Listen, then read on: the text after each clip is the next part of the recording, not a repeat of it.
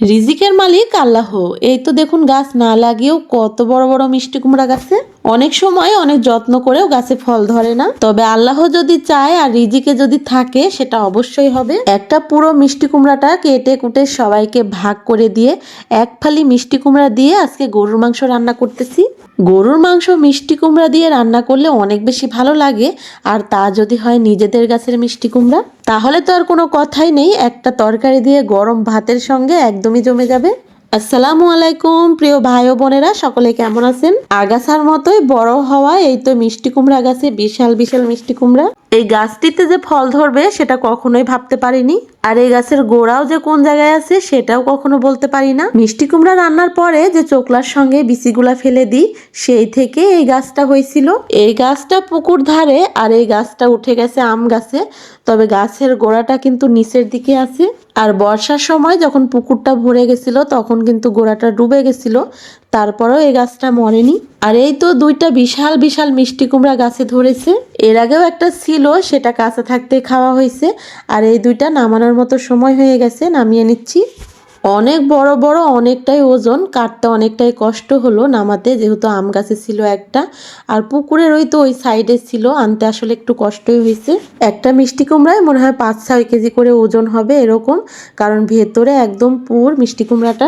এই মিষ্টি কুমড়ার গায়ের উপরে একটু ফোটা ফোটা হয়েছে, তবে মিষ্টি কুমড়াটা নষ্ট না, এমনিতে এরকম হয়েছে। আর এই মিষ্টি কুমড়াটা এখন কাটবো, কিন্তু আমি একা কাটতে পারতেছিলাম না, পরে আমার ফুপুকে দিয়ে কেটে নিচ্ছি। এই তো দেখুন আমার ফুপু কিভাবে মিষ্টি কুমড়াটাকে কাটতেছে।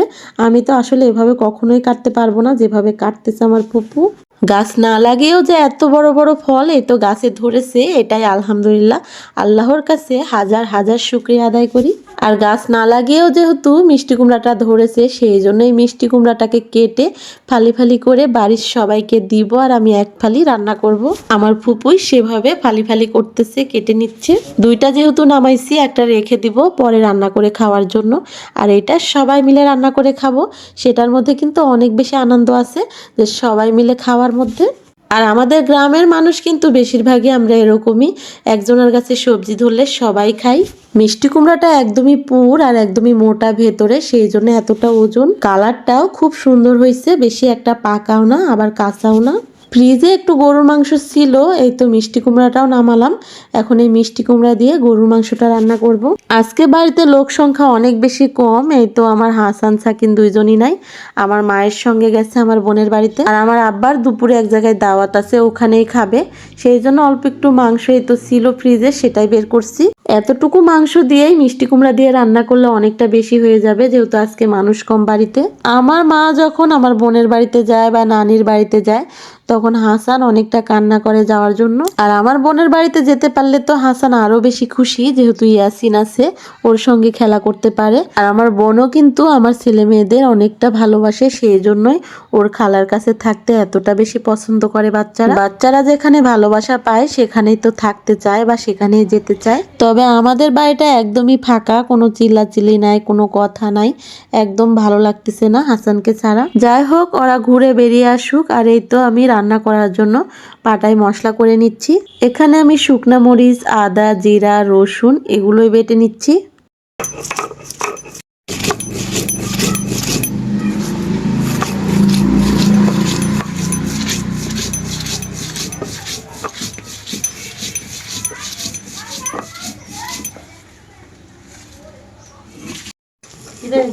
কি খাইছো?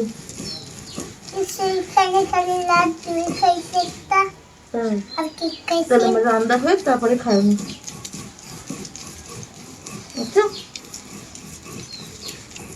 হাসান গেছে ওর আন্টির বাড়ি, তুমি জানো না?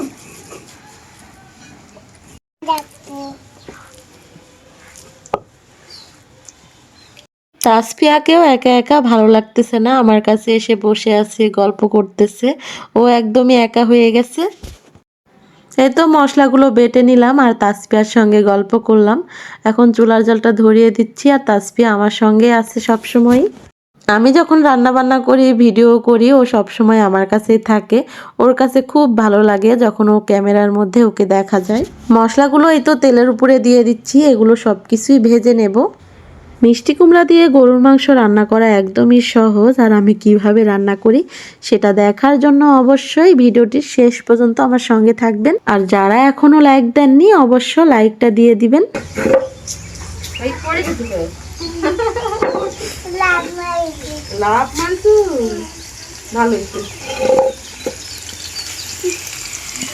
আজকের তরকারিটা রান্না করার জন্য এই তো আমি তেলের পরিমাণটা একটু কম দিছি, যেহেতু গরুর মাংসে চর্বির পরিমাণটা একটু বেশি আছে সেই জন্যই তেলের পরিমাণটা কম দেওয়া হয়েছে। মশলাগুলো ভেজে নিয়ে এখানে বাটা মশলা দিয়ে দিলাম।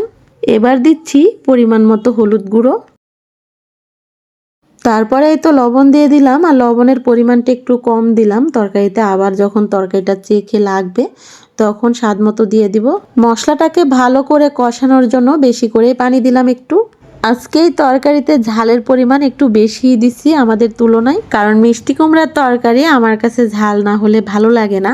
আর আজকে যেহেতু বাচ্চারা নাই, একটু ঝাল ঝাল তরকারি রান্না করে খাবো। কিছুক্ষণ মশলাটাকে ভালো করে কষিয়ে এখন মাংসগুলোকে দিয়ে দিচ্ছি, আর এই মাংসটাকে অনেকটা সময় ধরে কষিয়ে নেব। বিস্কুট খাচ্ছে।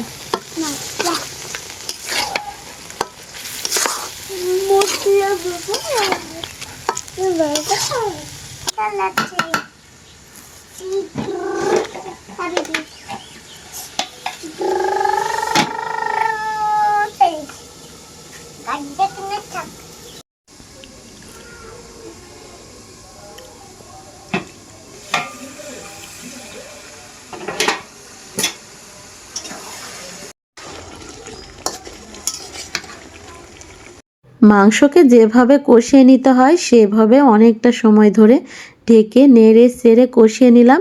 এবারে তো মিষ্টি কুমড়া দিয়ে দিচ্ছি, আর এই মিষ্টি কুমড়াটা দিয়েও একটু মাংসটাকে ঢেকে কষিয়ে নেব। মিষ্টি কুমড়াগুলোকে আমি পরে দিলাম, কারণ যেহেতু মিষ্টি কুমড়াটা সিদ্ধ হতে টাইম লাগে না, আর এই মাংসটা সিদ্ধ হতে অনেকটা টাইম লাগে। আর আমি যদি দুইটা একসঙ্গে কষাতাম তাহলে কিন্তু মিষ্টি কুমড়াগুলো গলে যেত, আর দেখতেও ভালো লাগতো না, খেতেও ভালো লাগতো না। মিষ্টি কুমড়াটা দেওয়ার পরে প্রায় 1 মিনিটের মতো আবারও কষিয়ে নিয়ে এই তো এখন ঝোলের জন্য পানি দিয়ে দিব।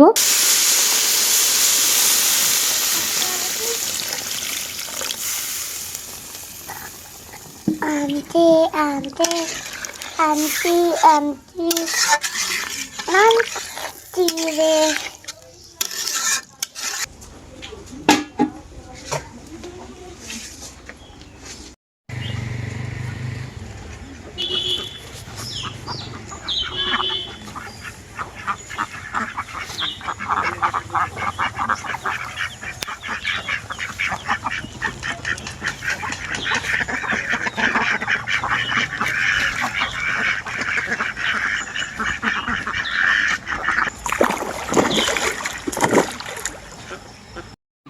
ঝোলটা দেওয়ার পরে কয়েক মিনিট রান্না করে নিলাম, আর ঝোলটা একদমই কমে আসতেছে, তরকারিটা হয়ে আসতেছে। তরকারির কালারটা যেমন সুন্দর লাগতেছে, তরকারি থেকে অনেক সুন্দর একটা স্মেল আসতেছে। তরকারিটা হয়ে গেছে, নামিয়ে নিব। আর আজকে একটা তরকারি শুধু রান্না করলাম, বেশি তরকারি রান্না করলে নষ্ট হবে যেহেতু বাড়িতে লোকজন কম। তরকারিটা নামানোর পরে আবার ভাজা জিরে গুঁড়ো করে দিব, কারণ তরকারিটা নামানোর পরে আমি ভাজা জিরে গুঁড়ো করে দিই, এতে তরকারি থেকে আরো অনেক বেশি ঘ্রাণ আসে।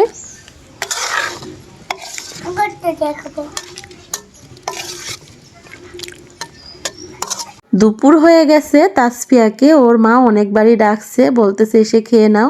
ও বলতেছে না আন্টিদের আজকে তরকারি দিয়ে খাবো, মাংস দিয়ে খাবো। তাসফিয়া আসলে আমার রান্না দেখলে ওর খেতে ইচ্ছে করে, সেই জন্য সব সময় ওকে আসলে আমরা দিয়েই খাই, বা অনেক সময় আমাদের সঙ্গে বসিয়ে খাওয়া। তরকারিটা প্লেটে বেড়ে নিচ্ছি, আর তরকারির কালারটা সত্যি অসাধারণ লাগতেছিল। মিষ্টি কুমড়াগুলো সিদ্ধ হয়েছে কিন্তু গলে যায় নাই, সেই জন্য দেখতে আরো বেশি ভালো লাগতেছে। আর আজকে আমি রাইস কুকারে ভাত রান্না করছি, সেই জন্য ভাতটা রান্না করলাম না চুলায়, এখন গরম ভাতটাও রাইস কুকার থেকে নামিয়ে আনবো। এদিকে আমার খালাতো ভাইও আসছে আমার মেয়েকে পড়ানোর জন্য। দুপুরবেলায় পড়াতে আসে, যেহেতু আমার ভাইয়ের দোকান আছে সেই জন্য সময় পায় না। দুপুরবেলা যে দোকানটা বন্ধ করে সেই টাইমে এসে পড়িয়ে দিয়ে যায়। ভাই যেহেতু খেয়ে আসে নাই সেই জন্য ভাইকে আগে বসিয়ে দিলাম, বললাম যে আগে খেয়ে নেন। তারপরে পড়াবেন। অনেক আসলে মাস্টার আছে পড়ানোর মতো, কিন্তু আমার ভাই অনেক সুন্দর করে পড়ায়, বাচ্চাদেরকে বোঝায়, সেই জন্য আমার মেয়ে ভাইয়ের কাছেই পড়ে। তাসফিয়াও বসছে এই তো ভাইয়ের সঙ্গে, আমিও খাবো পরে, তবে এদেরকে খাইয়ে দিই আগে। হাসান আর তাসফিয়ার বয়স যেমন এক, সেরকম তাসফিয়ার বড় বোন আর আমার মেয়ে একই ক্লাসে পড়াশোনা করে, দুইজনই এসএসসি পরীক্ষা দিবে। আর আমার ভাই সায়েন্সের মাস্টার, সায়েন্স নিয়ে পড়াশোনা করে আমার মেয়েরাও। আর এই তো দুইজনকেই পড়িয়ে দিয়ে যায়। একদম গরম গরম ভাত আর তরকারি বেড়ে দিছি, খেতে পারতেছিল না, ফু দিয়ে দিয়েই তো। শীতের দিনে গরম ভাত তরকারি খেতে ভালো লাগে, ঠান্ডা তরকারি ভালো লাগে না, বা ভাতও খেতে ভালো লাগে না, সেই জন্যই 3 বেলায় এই তো গরম গরম রান্না করা হচ্ছে শীতের দিনে। খাওয়া দাওয়া শেষ করে ওই তো আমার শখের ঘরে বারান্দায় পড়াচ্ছিল আমার ভাই আমার মেয়েকে, আর ওই তো তাসফিয়ার বোনকে। আজকের ভিডিওটি এই পর্যন্তই। আল্লাহ হাফেজ।